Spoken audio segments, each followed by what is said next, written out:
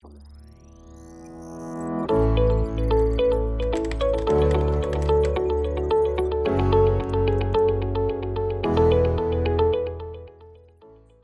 a todos, sejam bem-vindos ao Multicast número 55. Meu nome é Adriano Leite, eu sou responsável pela área comercial aqui da Multi. Comigo, Cássio Bruno e Luiz Paulo Aranha, que são os gestores. Hoje é dia 2 de abril de 2024, são 11 horas da manhã. Vamos dar início aqui ao Multicast, vamos falar do cenário internacional, Cássio. Eu acho que tem dois grandes debates, né? Eu acho que um principal, que é a nave-mãe, que é os Estados Unidos, está tendo uma certa questionamento quando que os Estados Unidos começa a cortar juros, uma safra de dados aí bem forte, né? Hoje, especificamente, 10 anos americano aí tocando aí próximo de 4,40 ao ano, e do outro lado do mundo a China, né? Que vinha sofrendo bastante aí nesses últimos 12 meses mais ou menos, demorando a sair ali da ressaca da pandemia, e agora parece também que começa a dar alguns sinais aí de sobrevida. Como é que você pode resumir o contexto global? Bom, vamos lá. Acho que olhando em duas fases, olhando o que aconteceu e depois tentando usar a bola de cristal e olhar o que vai acontecer para frente, olhando para trás, foi um trimestre muito bom para os Estados Unidos, principalmente em equities, né? Nos outros mercados não tão bom assim.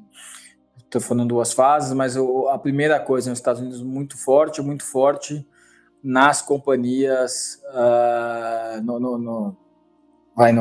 nas 4 melhores companhias aí dos Estados Unidos. Eram o Mag 7, virou o Mag 4, mas ainda muito bem, um destaque muito grande da temática de AI. AI continua sendo muito importante e principalmente o AI funcionou como um trade no primeiro trimestre pelo tamanho do capex e investimentos que as companhias estão fazendo. Então, essa foi a tônica do primeiro tri. E aí, em duas fases, o macro, de certa maneira, perdeu alguma importância para esse case micro de AI e foi bem espalhado. Quando a gente olha para a China, ainda foi uma China mais fraca e performando mal. Então, China mal, Estados Unidos bem, mercados emergentes ainda mal e aquela alta performance grande que a gente costuma ver. O debate que a gente tem aqui é o quanto isso já foi para o preço e o que deveria acontecer para os mercados emergentes performarem um pouquinho melhor. Então, o que a gente tem visto para frente é um risco de inflação maior. Então, o mundo veio sempre falando de uma inflação mais baixa. A gente tem ficado um pouco mais preocupado com a inflação, principalmente porque uma economia americana muito forte e uma China que se recupera. E tão importante ou mais importante que isso, até o petróleo que saiu de estar tradeando de 60, 70 dólares, nós estamos quase beirando os 90 dólares, que de certa maneira é uma pressão inflacionária para o mundo. Então, no final das contas, o que a gente vê e se preocupa é se o mercado vai retirar ainda mais as quedas de juros nos Estados Unidos, de sorte que o mercado fique um pouco mais frágil, né? Principalmente no mercado americano. Então, acho que são essas duas coisas, uma inflação um pouquinho mais alta, o risco de uma inflação um pouquinho mais alta, com risco de menos cortes, e aí o mercado ficando um pouquinho mais frágil, é o que a gente vê mais para o segundo trimestre. Beleza, e Aranha, aqui no local, né, o global deu uma embaralhada aí nas cartas, né? Como é que você pode falar aí do doméstico? Então, no doméstico, o cenário piorou também, né? Tem duas situações bem distintas, né? O macro que vem piorando, então, não só na questão política fiscal, eu acho que o governo tomou alguns reveses e o caso emblemático dos dividendos da Petrobras acendeu aí uma luz amarela no risco, né, do governo tomar medidas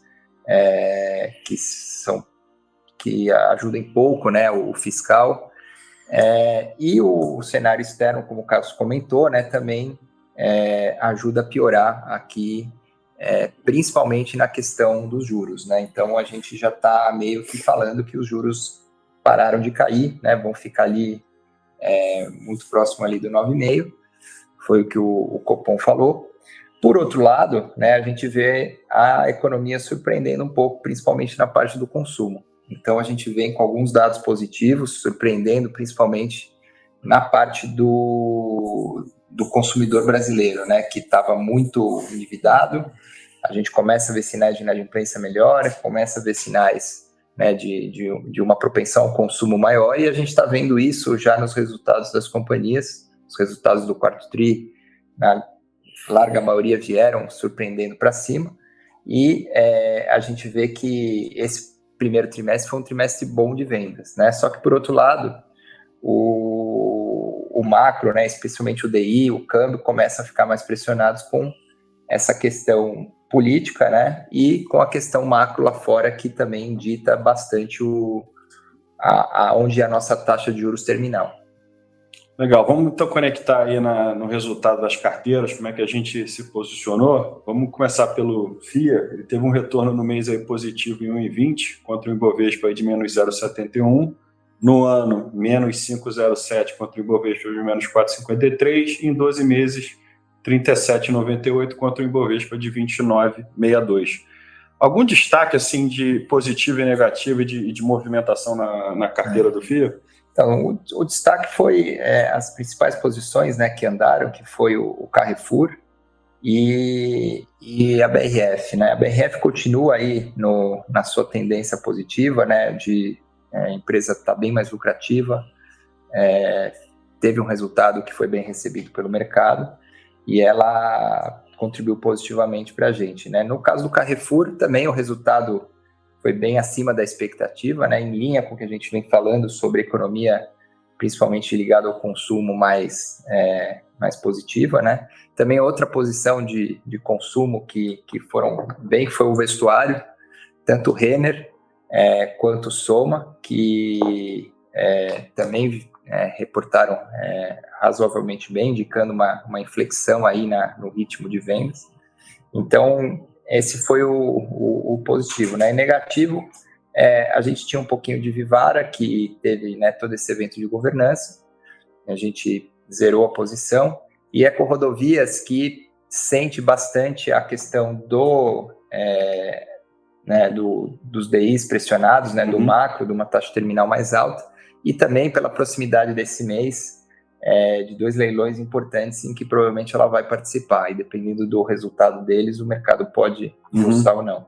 Tá. E de movimentação na carteira, algum tema ou algo específico? A gente tem olhado mais, né, para a questão de aumentar um pouco mais petróleo na carteira. A gente comprou um pouco de Petrobras e PetroRio, mas ainda de uma forma mais tímida, mas a gente está olhando esse tema com mais cuidado agora, principalmente a nossa carteira estava com uma alocação muito baixa em commodities, né? Então, do ponto de vista macro, setorial, acho que essa é a principal mensagem.